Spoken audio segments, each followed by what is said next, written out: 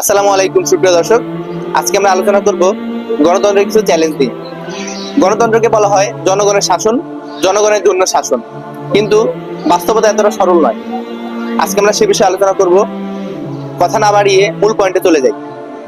প্রথমত, এখানে ক্ষমতার মাপকাঠি হলো সংখ্যা। বিভিন্ন ক্ষেত্রে আমরা দেখতে পাই মোট ভোটারের অর্ধেকেরও কম সমর্থন নিয়ে অনেকে ক্ষমতায় চলে যায়।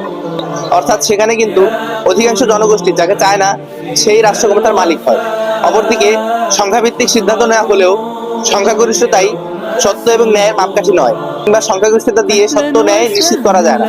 গণতন্ত্রে সকলের ভোট সমান হলেও বাস্তবে সকলের মেধা এবং সচেতনতা সমান নয়। ফলে অনেক সময় অযোগ্য প্রার্থীরা ভোট বিক্রি কিংবা দলান্ধতার কারণে সহজেই ক্ষমতার চেয়ারে বসে পড়ে। আবার অর্থ, মিডিয়া কিংবা প্রচারণার মাধ্যমে জনমতকে অনেক সময় প্রভাবিত করা যায়। ফলে বিত্তবানদের জন্য ক্ষমতার চেয়ারে যাওয়া সহজ হয়ে যায়।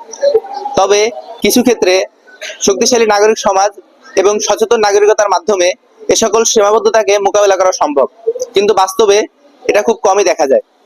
অধিকাংশ ক্ষেত্রেই সংখ্যাগরিষ্ঠতার শাসন, ভোটের সমান মূল্য এবং অর্থ প্রভাব নির্ভর রাজনীতির কারণে গণতন্ত্রের সমালোচনা চলতেই থাকে।